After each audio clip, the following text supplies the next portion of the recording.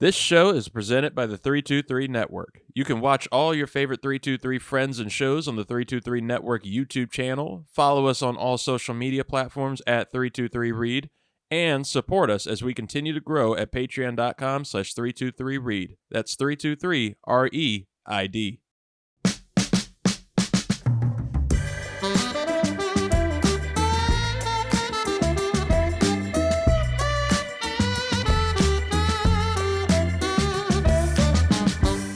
Ladies and gentlemen, welcome to the 323. I am your host, Reid Murphy, with a looming Scott Elliott behind me because the college football playoff semifinals begin as we're recording, so that's probably where he's at. We sent him somewhere. We sent him out to a historic matchup between two black coaches because Scott Elliott is the person that you need to cover that. He's the man of culture. He is the man of culture. And that voice, that lovely, sultry voice you heard over there, that is, of course, sultry. Zuhair Ali wearing a beautiful Commanders poncho. That is awesome. Ooh, look at that. Ready. Prime time. We're prime time. Brought to you by the random Hispanic family with a cart outside of SoFi Stadium last year. You can always count on some like really cool like little carts or little tables outside of the stadiums. Not so much FedEx. Northwest. I'm sorry. Northwest Stadium. Excuse me. Which is ironically northeast of DC. Just leave it to the remnants, the ghost of Dan Snyder's, history there to do something that way. Of course, Luis Martinez, the Big Chief Burrito, is looming above Zoo on the video. If you go to the 323 Network on YouTube, that's where you can see our beautiful faces. It's playoff week. We are finally here. The postseason is here in the NFL, Zoo. I couldn't be more excited. This is a postseason that honestly it's more up for grabs than I think it's been in a while. I think, last year, none of us were pulling for the Chiefs. None of us were picking the Chiefs, except for the two old ladies that bet.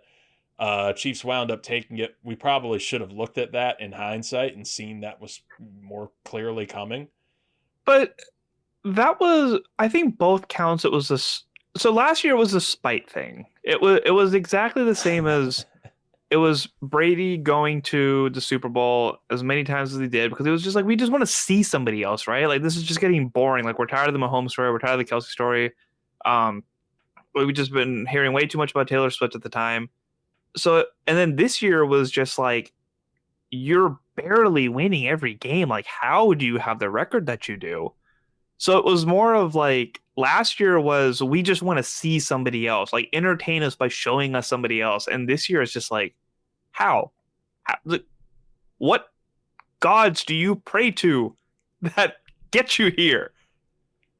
And we're about 2 weeks from finding out. Thankfully, we don't have to see them this week. The Chiefs are off. They have their bye. They got the number one seed in the AFC. On the NFC side, Detroit Lions, they will be off after, I would say, they made a statement against the Minnesota Vikings on Sunday Night Football for who would get the number one seed in the NFC and who would take the NFC North. So, for them, they don't have to worry. They don't have to play. Minnesota Vikings will be playing a wild card game this week. They are going to be taking on the LA Rams, which, breaking news just coming in, the Vikings versus Rams game, it's supposed to be on Monday Night Football for the wild card, which by the way, I hate a Monday night game for playoffs. That game was supposed to be played in LA. The NFL has announced that they are going to move that game to Arizona. It's going to be at a neutral site, and they'll play. I was just waiting for it. Yeah, they'll be playing at the Cardinals Stadium because of the just insanely awful wildfires happening out there in California. So that should be interesting. How do you feel about a neutral site playoff game? I mean, for LA, for the Rams, SoFi is kind of a neutral site anyway. It feels was like. The last time that San Fran had to play in Arizona, was that because of COVID? This isn't the first time this has happened in recent years where a California team has had to go to Arizona. And it's been for wildfire too. I know. There's been at Maybe it least was one for the game. same reason. I think it was just the air quality issue. Yeah. So this isn't something we haven't seen before. It's just a different team this time. And one of the ongoing stories with SoFi before all this happened is that like it's an easy stadium to take over because there really aren't like the Rams and Chargers are still relatively new to being an LA thing, right? And for LA sports, it is more of just kind of like something to do on a Sunday as opposed to like diehard fans of those teams. Yeah. So it being on a neutral site, I really don't think affects the Rams that much as you would think. I feel like dedicated fans that are rooting for the team against them are going to find ways to make it there anyways, and the crowd will probably split 50-50 regardless. So it's not that big of a difference than just playing at SoFi. You just have less branding around. Right. Now you get a little bit of travel for both teams, but not Mm-hmm. a significant amount for the Rams on this case. Well, that's a major storyline going into this wild card weekend and going into the playoffs in general. I want to ask you, as you know, because it's a pretty simple show today. Going to make these wild card picks for Ricks versus Gricks. I want to ask, going into this, are there any storylines? Are there any questions that you want answered going into these 2025 playoffs? Because I know for me, one of the biggest things I'm watching, one of the biggest things I've been curious about all season, because you just knew the Baltimore Ravens are going to make the playoffs. It's a perennial contender type of team. That's what they've warranted now. But we see Lamar Jackson, he's put up enough of a case, I think, and enough of a fight. I believe you can see it at 323 Reid on Instagram, the MVP rankings every week. I think he's put up a case to win MVP for a third time. He is in a bout with Josh Allen over that. It's undoubted because especially players that have won MVP twice have almost, I believe, all made the Hall of Fame. Mm-hmm. But you're looking for legacy now. And Lamar can win MVP 3 times. Cool. But for so many people, what do you look at? Rings. You look at appearances. Lamar Jackson and the Baltimore Ravens under him have not made the Super Bowl in his tenure. In fact, they've been hard pressed to even advance far in the playoffs. And last time we saw it was this past season, AFC Championship game against the Kansas City Chiefs. And it just felt like a choke job. It felt like a total collapse on their part. So I'm curious to see Lamar finally step out of those shadows, to see if he can do it. This is a team that's built around him completely. Zay Flowers, his all-pro or Pro Bowl wide receiver, is injured, but still has a chance to pop up in these things. Regardless, you're the MVP. You're a player at a caliber unlike many others who should be able to take over games, who should be able to lead your team to the promised land. This is the time to do it. The Chiefs are not their strongest. You could take them out. I don't believe the Bills are the strongest they can possibly be yet. The Texans are a little weak. This is a season where the Ravens should be able to take it. I think anybody in the AFC can take that conference. I want to see Lamar Jackson finally step up and do it. I believe that he can. I believe that you get Derrick Henry to help take some of that weight off. It's worked this season. Let's see it finally come to a crescendo and see Lamar Jackson step out of the shadows and get to his first Super Bowl. That's what I'm looking forward to this playoffs and wanting to see. The story of can the Ravens make it to the Super Bowl is more intriguing to me than is Lamar another MVP. The reason I feel like Josh Allen deserves it more than Lamar is because the Ravens organization has given him the pieces, the tools, the weapons to be as good as he is. The big question for Josh Allen this year was that a lot of people who were on big contracts did not renew for this year. We had just the Diggs of the world, right? Everything going into Lamar's season was he has Derrick Henry, he has Zay Flowers, he has Mark Andrews, he has Bateman, he has all these weapons. He's set up for success. And Josh Allen's story was what does he have now? We have to trade for an Amari Cooper. Who's he going to pass it to? Who's this big name? Who's this big number? Still got 13 wins. So if you're talking most valuable player, Josh Allen is the most valuable player. Lamar is in the most competitive system. And it's not to take away like what he has done and how incredible of a player that he is and the numbers that he's able to put up. But I feel like Josh Allen is doing a lot more with a lot less. And if you're talking most valuable player, that is why Josh Allen deserves it over Lamar Jackson. But the Ravens are better equipped to potentially make it to the Super Bowl this year.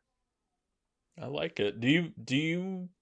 What chances do you see for the Buffalo Bills right now? Because like I'm saying, I believe that it's a very wide open, not wide open, but it's an open conference this year, right? Like it's a fun conference. It's a fun conference. I mean, all of these teams, I mean, you could make a somewhat of a case, I think, for every team that's right now in the AFC. Even the Broncos have me smoking a little bit of that Denver pack for them and that Bo Nix pack because they're just fun. All of these teams are fun, minus the Texans. They got exactly what we called. They got that Saturday afternoon shit game for the wild card weekend. They got that. They deserve it. But do you There's just a lot of cool underdog stories. Like the Niners didn't make it, the Cowboys didn't make it, the Bengals didn't make it. The greatest Jaguars team that's ever been assembled didn't make it. So there's a lot of like the Broncos are ahead of schedule, the Commanders are ahead of schedule, the Chargers are ahead of schedule. Like these are teams that it's like I don't know how far they're going to go, but they're going to make these games really interesting. And that's going to be the fun part about it. Like Packers and Eagles, like it's going to be a rematch of Week 1. Yeah. Yeah, so that's the rematch of Week 1. Commanders Bucks is a rematch of Week 1. I don't know if Rams played Vikings Week 1, but that'd be cool if all the NFC teams were Week 1 matchups. I don't think the Packers are going to beat the Eagles. I know I'm getting a little ahead, but they are a young team with a lot of spunk that definitely put in a lot of effort to get to where they're at right now. So all these wild card candidates and all these lower tier teams are just kind of like, we're going to make your lives a living hell to get past us to get into the divisional round. Yeah, it's been cool to see so much of this fight to get in here. I mean, the Rams were at a point like middle of the season talking about like everybody's talking about, oh, they need to trade Cooper Kupp. Cooper Kupp's on the trade block here. You might as well just blow this thing up and just see where it goes. And you get one game. I think it was actually against the Vikings. I think that was the game, the Thursday night game against the Vikings where Puka Nacua returned, Cooper Kupp returned, and you just saw that, oh shit, this is a Super Bowl winning team. This is still a Sean McVay team. Yeah, this is Sean McVay's team. So, like it's just a lot of fight, a lot of storylines, a lot of good chances for most of these teams. So, I'm excited. Yeah. I'm excited for the wild card. And excited. They don't call it Super Wild Card Weekend anymore, too. I noticed they got rid of that marketing.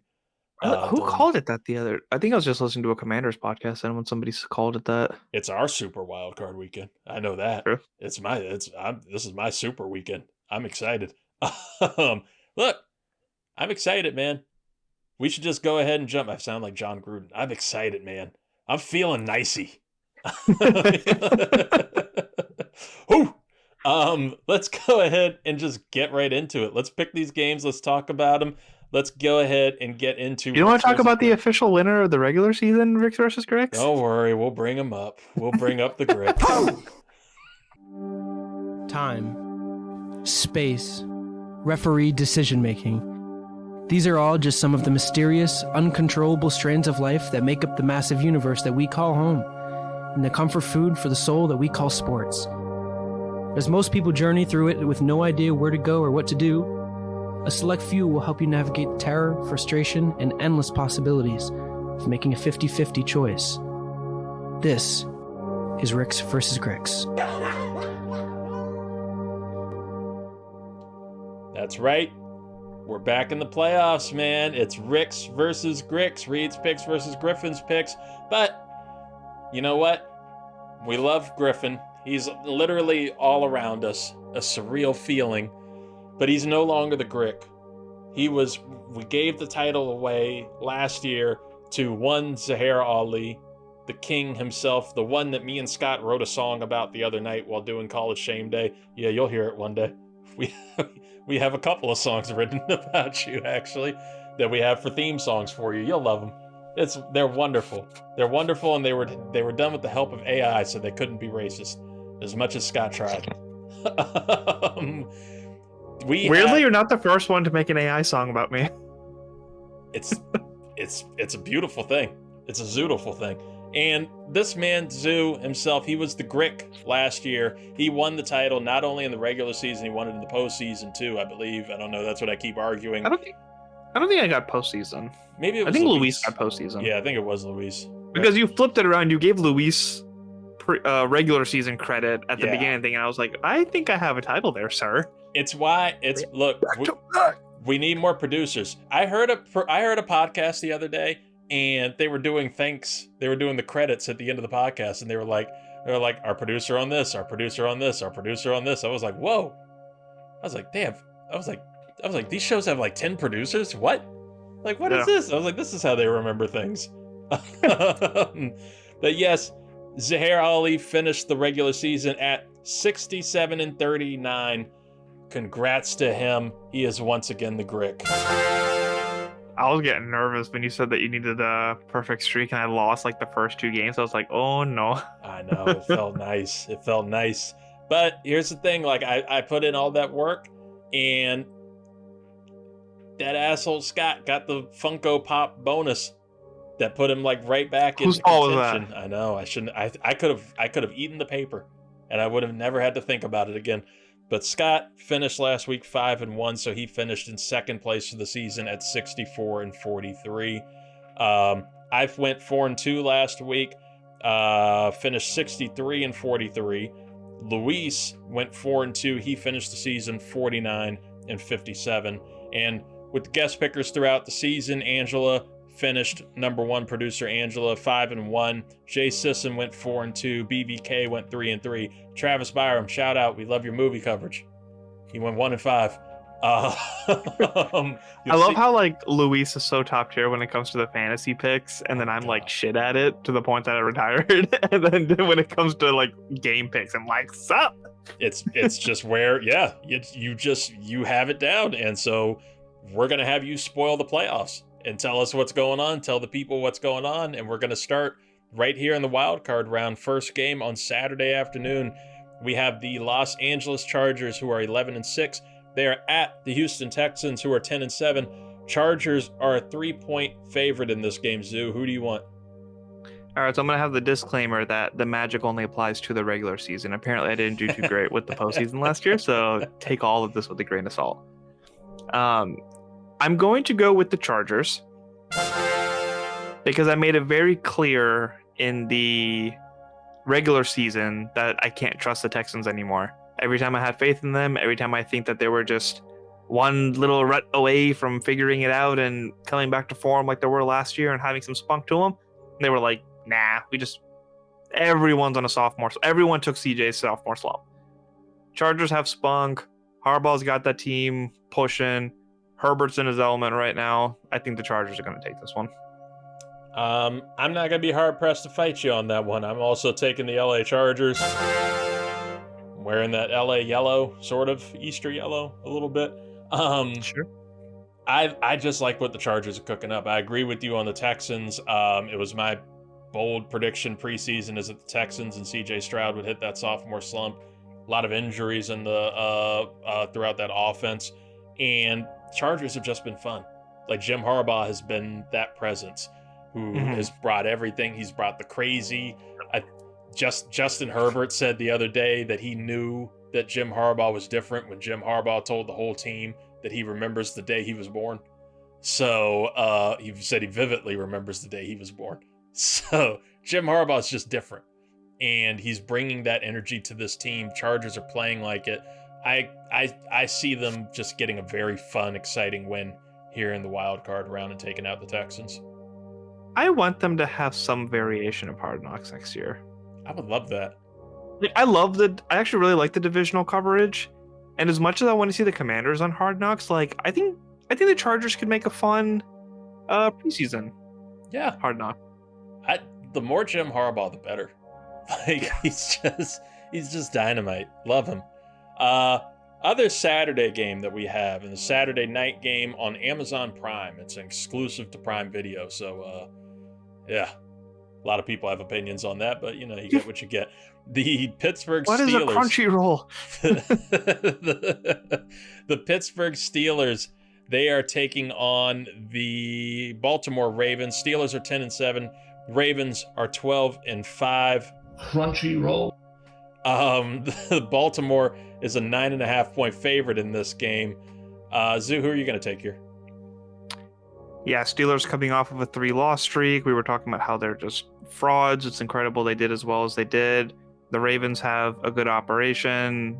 They are riding the high right now, and they're going to be taking the win on Prime. Yeah. I got to go Baltimore here. It's been a weird downward spiral that the Steelers have been on, and it's a thing where I'm rooting for Mike Tomlin every year, right? Like, I think he's a great coach. He's an awesome dude, awesome personality. But this has been a thing for the last decade, maybe, where the Steelers play hard as hell midseason. Like, they look like one of the toughest dream-killing teams out there.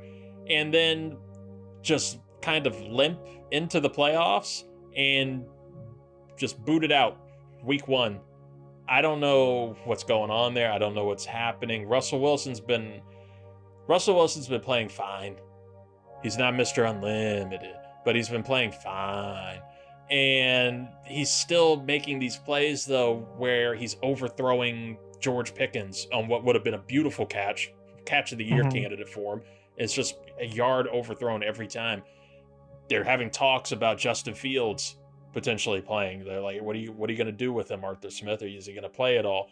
Will he start? Should he start? All these questions. When you got 2 quarterbacks, you have no quarterbacks, and you can't have that going into the wild card. Is this Fields' first playoff appearance?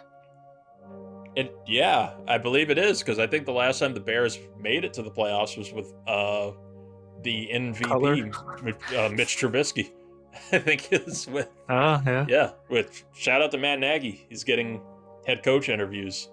If you took Mitch Trubisky to the playoffs, I mean, maybe there was something there. I don't know.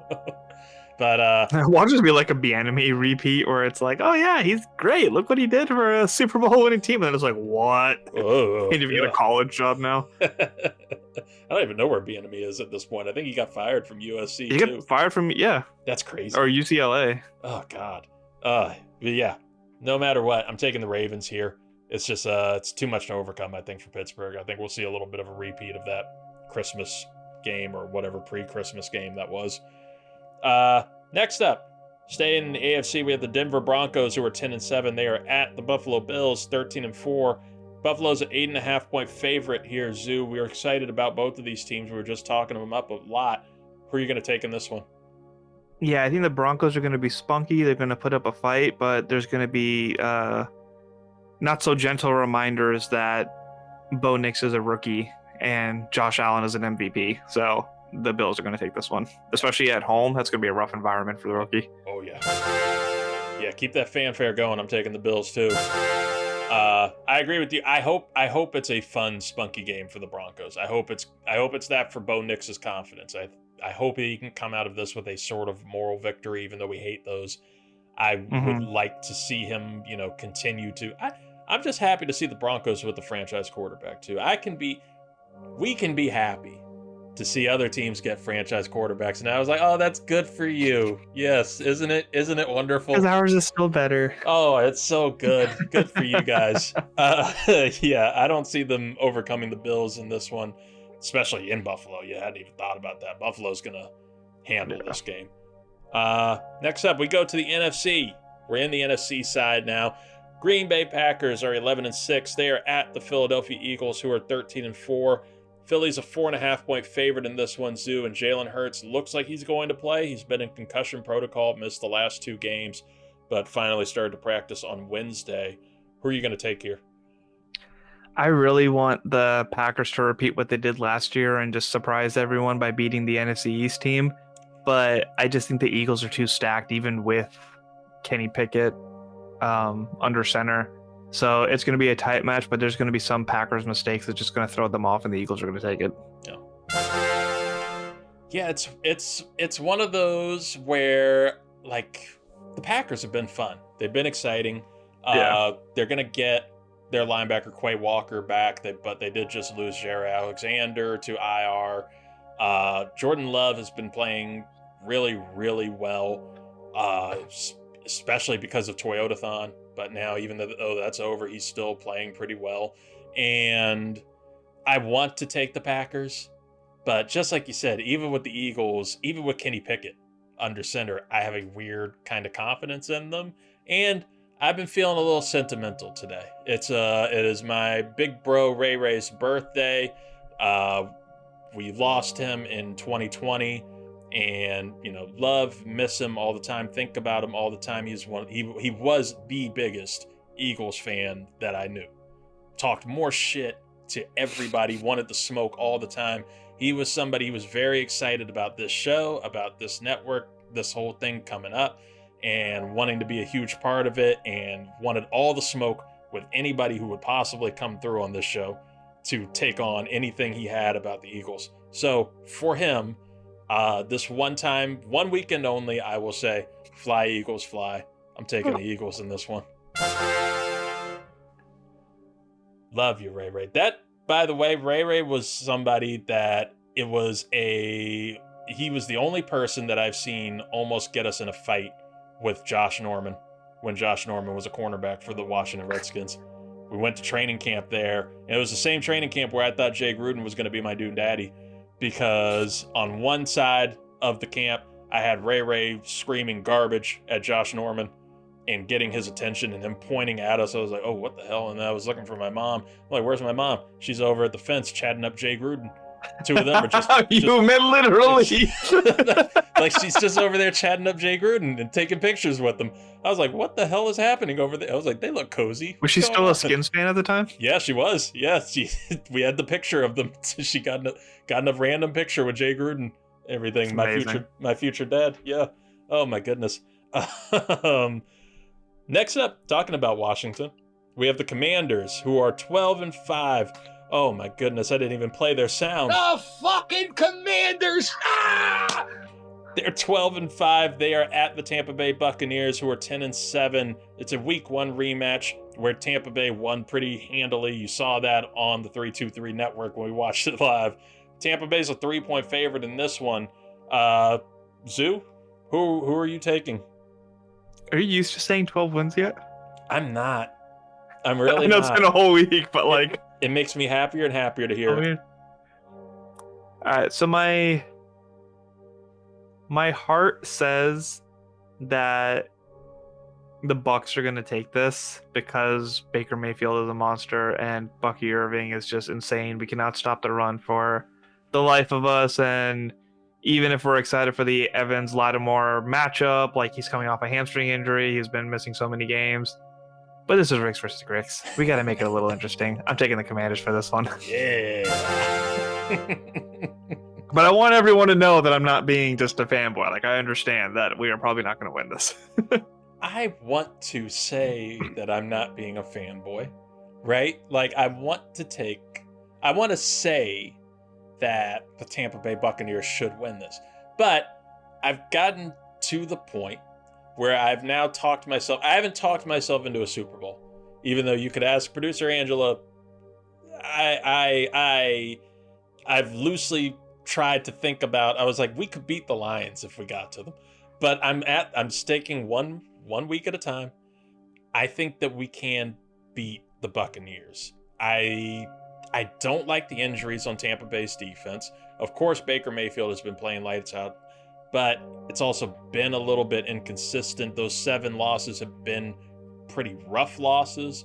They play games pretty tight now because of the defensive deterioration and the injuries there. Mike Evans versus Marshawn Lattimore is enough to put this game on Sunday Night Football.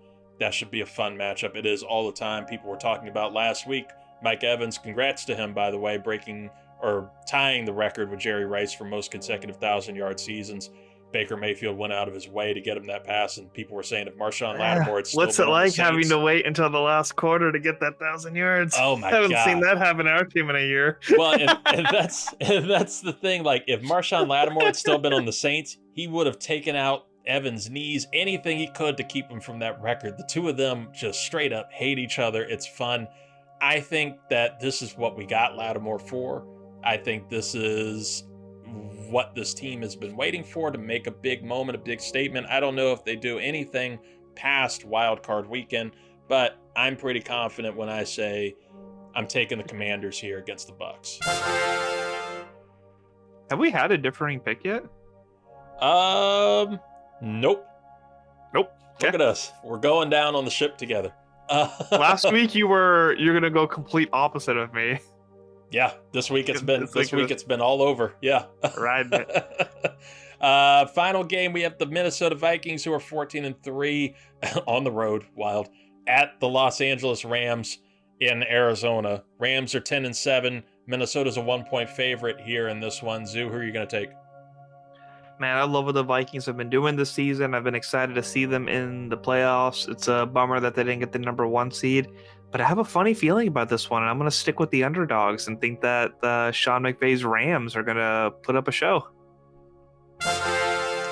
It's funny that I thought this was going to be the first game that we were going to differ on, but no, I'm taking the Rams also in this. It would not be a surprise to me, as my bold season prediction was the Rams to lose to the Ravens in the Super Bowl this year. It would not shock me to see the LA Rams make it all the way and be a surprise team that comes out of Wild Card Weekend into a Super Bowl appearance when healthy, with Puka Nacua and Cooper Kupp healthy, and this team operating on mostly full cylinders. It's a team that can contend with just about anybody. The Vikings, I think, showed some weak spots last week. We know that Justin Jefferson is the security blanket for Sam Darnold. If you cover that enough, or even just allow the bare minimum to Jefferson throughout the game and cover everything else, take out everything else, hold Aaron Jones on run defense, which the Rams can do, and take on a good run. I think that there's a lot of vulnerabilities and a lot of the bad Darnold that you can get back out there and, showing just who you thought he was before and get him a little nervous. I'm a little cautious of his nerves going into the postseason. The Rams have an incredible amount of experience under the guide of not Sam Bradford. I did what Scott's mistake was, of Matt Stafford and Sean McVay. I like the Rams here. I'm taking the Rams pretty confidently in this one to take out the Vikings. So we'll see. So I just looked it up.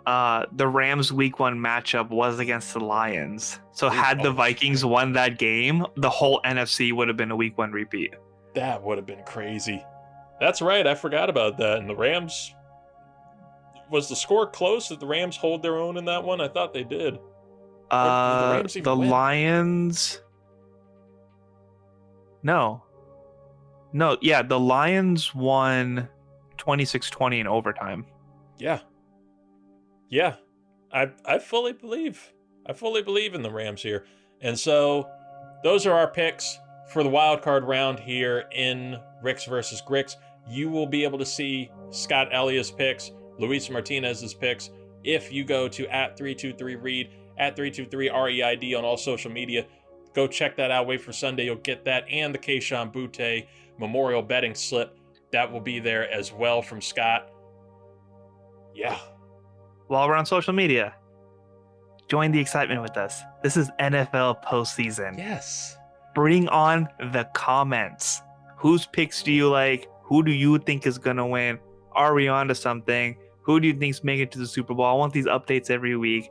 Talk to us, people. Let's see what you got. Please engage with us. It's fun on TikTok. Come on TikTok. It gets very fun, sometimes very toxic, but we have a good time there. Please, yes, tell us what we did wrong. Tell us what we're getting right. Don't worry, we'll shout right back at you when we're right, inevitably. Our profiles are tagged on there too. You can call us out. Bring it. Scott starts random fights in SportsCenter comment sections. We're there for you. We'll get you. That guy right there, that lovely, wonderful man right there is Zuhair Ali. Zoo, what's going on in your life? What do you got to promote? Yeah, just follow Upright Exposures for all the dopest house pictures you could see in 757. You heard him. Go follow. Go follow. Don't fight him. I'm full mode right now. Yeah. Don't fight him about picks on that one. He has his own page. Love it. Yeah, he has his page that he'll fight you on in our comments. Don't worry about that. Of course, you can go check him out. Go check out the 323 College Shame Day Instagram page for live updates as we go through the playoffs and semifinals are happening right now. And of course, at Big Chief Burrito, Luis Martinez for all updates on all of the great things he's doing out there in the West Coast. And of course, our thoughts, our prayers, our condolences, our hopes are with you out on the West Coast, our people in LA and all affected by the wildfire. You're going to get through this. Everybody, enjoy this wild card weekend. Have some fun. Relax. If you're going to be snowed in like I will be, just get some buffalo wings going. Enjoy these games. Have fun. And raise hail. And raise hail. Raise hail and praise Dale, brother. We will talk to you all next week. I'm sure we'll have a Sunday hangover going after this Sunday night matchup. Not after that game. You'll catch us maybe Monday, some of us on Monday, talking about it. My ass is going to be asleep. But we will talk to you next week. Stay safe, everybody.